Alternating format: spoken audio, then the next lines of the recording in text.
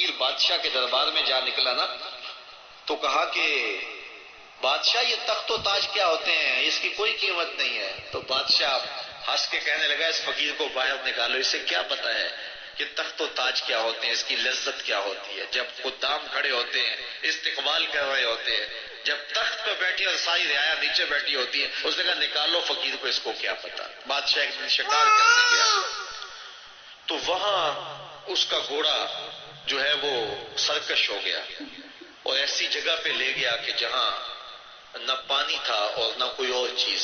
بادشاہ وہاں ہانپ رہا ہے کہ وہی فقیر مشکیزہ ڈالے ہوئے گزرا اور آواز دے رہا ہے پانی لے لو، پانی لے لو۔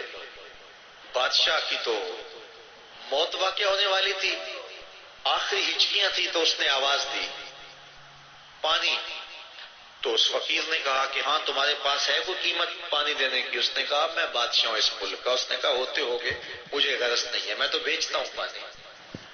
اس نے کہا بابا میں بادشاہ ہوں، جو مانگو گے میں دوں گا، مجھے پانی دو، میں مر رہا ہوں۔ اس فقیر نے کہا آدھی حکومت لگے گی۔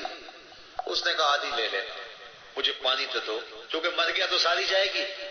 اس نے پانی کا گھونٹ دیا، پیاس کی شدت تھی، جب پانی کا کٹورا اس نے منہ سے لگایا تو پانی حلق میں اٹک گیا۔ اب پھر دوبارہ مصیبت بن گئی تو اس فقیر نے کہا کہ میں حکیم بھی ہوں، اگر کہو تو تمہارا علاج کر دوں۔ اس نے کہا ضرور کرو، لیکن اس نے کہا میں یوں ہی نہیں کروں گا، آدھی باقی حکومت بھی لگے گی، وہ بھی لکھ دو۔ اس نے چمڑے کے اوپر لکھوا لیا، ساری حکومت لکھوا لی اور اس نے اس کا علاج کیا فوری۔ جو اس کے پاس ٹوٹکا ٹونا تھا تو اس کا پانی حلق سے نیچے اتر گیا۔ بادشاہ گھوڑے پہ بیٹھا واپس آیا، وقت گزر گیا، عرصہ بیت گیا۔ بادشاہ پھر تخت پہ بیٹھا تھا، وہی فقیر بھیس بدل کے دوبارہ آ گیا۔ پھر اس نے نصیحت کی کہ آخرت کو یاد کرو، یہ دنیا کچھ نہیں ہے، 4 دن کی کہانی ہے۔ بادشاہ نے کہا تو میرا خیال ہے پہلے بھی کبھی آیا تھا، تو نہیں سمجھتا تخت و تاج کی لذت کیا ہے۔ اس نے کہا اس کی کوئی قدر و قیمت نہیں ہے، چھوڑ اسے، آخرت سب کچھ ہے۔ تو اس نے کہا نکالو اس فقیر بابے کو، یہ اس دن بھی آیا تھا تو آج پھر آ گیا ہے، اپنی راہ لے بابا۔ اس فقیر نے اپنے تھیلے سے وہ چمڑے کی دستاویز نکالی جس کے اوپر اس نے ساری حکومت لکھ کے دی تھی۔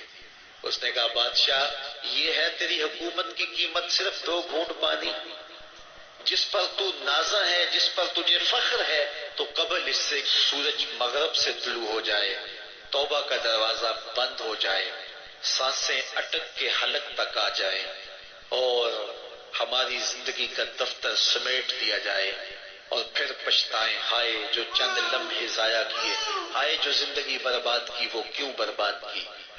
کل کے پچھتاوے سے بہتر آج کا پچھتاوا، زندگی پلٹ ہوگا، وقت پر کافی ہے ایک قطرہ بھی آب خوش ہنگام کا، جل گیا جب کھیت برسا بھی تو پھر کس کام کا۔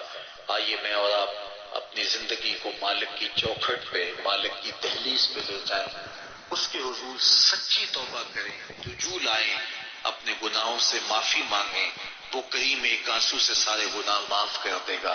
اپنی آخرت کی تیاری کریں، کاروبار دنیا بھی کریں، لیکن اصل ہماری زندگی آخرت کی زندگی ہے۔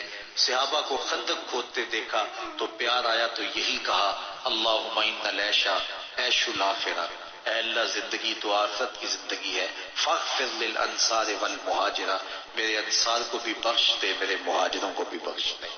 تو اللہ تعالی ہم سب کی مغفرت فرمائے۔